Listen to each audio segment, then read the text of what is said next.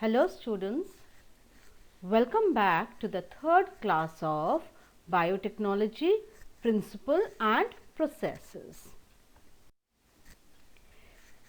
We have seen the tools of recombinant DNA technology. In today's class, we will see the basic steps involved in the process of recombinant DNA technology.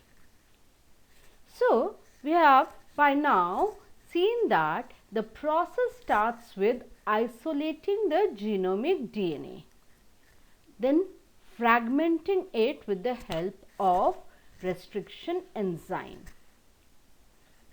screening the DNA fragments and separating them using gel electrophoresis, insertion of the DNA in a vector, and then introduction of the recombinant DNA in the host, followed by culturing the cells in a bioreactor, transformation of the host cell and obtaining the desired products. Now, the first one, isolation of genetic material. The genetic material is contained inside the cell. It has to be obtained in pure form, without even the attached histones and proteins. Culture cells from the desired genes or DNA segments are to be obtained and are separated. The cells are treated with lysozymes in case of bacteria, cellulase and pectinase in case of plant cell, and chitinase in case of fungal or other cells. The treated cells are homogenized and centrifuged to rupture the cells as well as the nuclear envelopes. The homogenized product is then treated with proteases to digest histones and other proteins, the ribonucleases for digestion of RNA, amylases, lipases for further digestion. DNA remains intact. It is then precipitated by addition of chilled ethanol. DNA appears as a mass of very fine threads. The same is separated by spooling or winding over a fine appliance. The next is purified DNA molecules are subjected to restriction enzyme at optimal conditions of enzyme activity. The progress of restriction enzyme digestion is checked through agarose gel electrophoresis. The cut segments move faster towards the positive electrode or anode because the DNA is negatively charged. The desired genes are identified, separated, and which are to be passed on to the other cells are now called the passenger DNA. Eukaryotic genes are mostly split genes, that is, they do not produce functional mRNA as in prokaryotic cell due to the absence of splicing mechanism. Therefore, they should be rather unsplit. Now, next is the cloning vector is selected on the basis of requirement. That is like mass production of biochemical in another organism, introducing of desired gene in organism to improve its function or change the defective gene. Cloning vector may be a plasmid, virus, cosmid or artificial chromosome.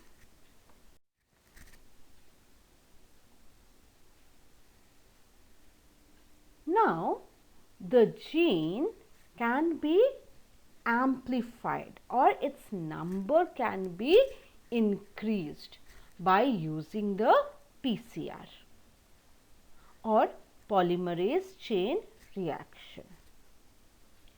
PCR is the in vitro synthesis of multiple copies of a gene or DNA segment. It uses two sets of small chemically synthesized oligonucleotide primers complementary to the regions of DNA and a thermostable DNA polymerase like Taq polymerase obtained from hot spring bacterium Thermus aquaticus. There are three basic steps in PCR: denaturation, annealing and extension.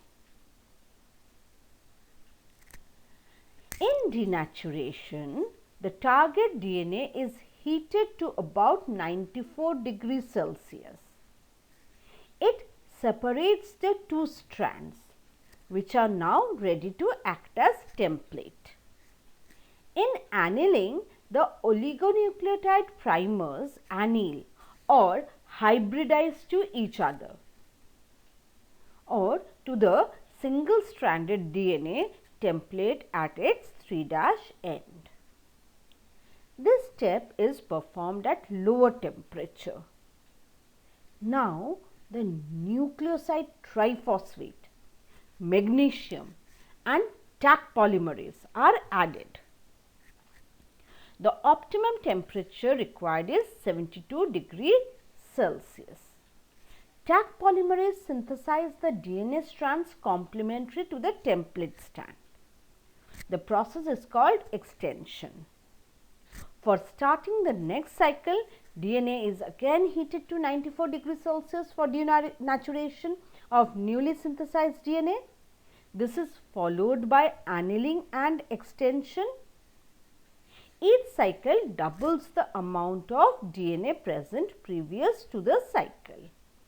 It is possible to amplify DNA segment to approximately 1 billion times or obtain 1 billion copies of the DNA segment within a span of 1 day. Now, both the direct and indirect methods are known to introduce the desired gene to host cell. In a common method, the desired gene is ligated to plasmid vector. The plasmid-free bacterial cells are made competent. The plasmids having rDNA and ampicillin resistant genes are introduced in the medium. As the plasmids enter the bacterial cell, the host cell becomes ampicillin resistant. The transformed cell will be able to grow on ampicillin containing culture medium, while non-transformed cells will die. In this way, we can select our desired recombinants.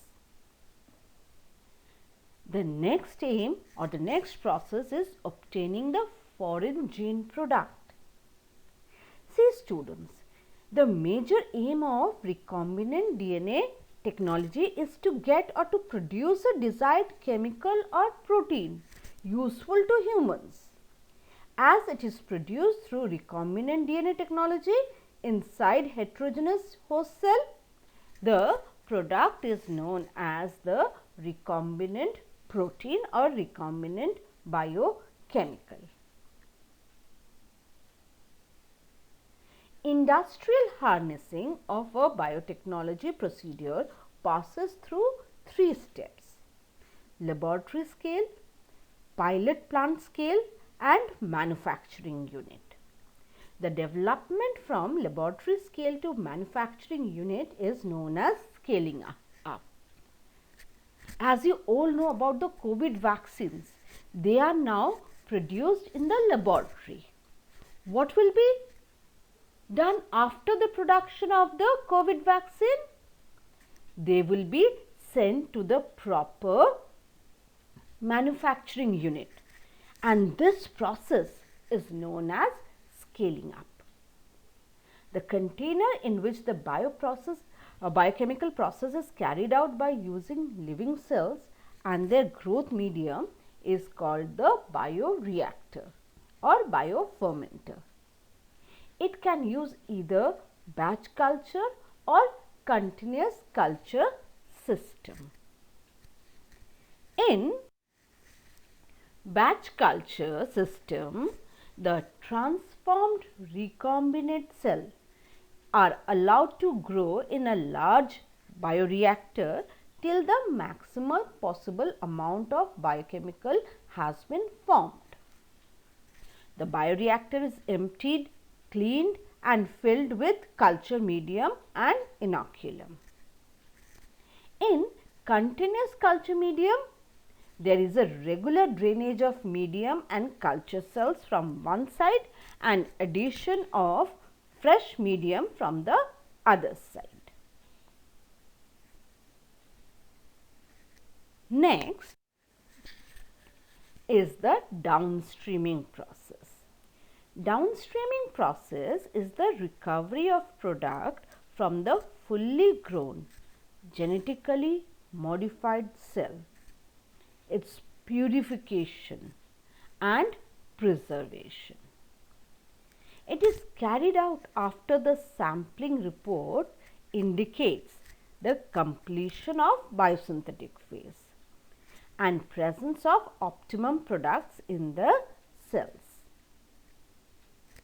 Now, the applications of recombinant DNA technology lies in studies of molecular forms, gene maps, antisense therapy, foods with extra biochemicals, nitrogen fixation, study of defective gene, tailor-made organisms, medical diagnosis of diseases, genetic disorders and recombinant products in the forms of drugs, vaccines, etc.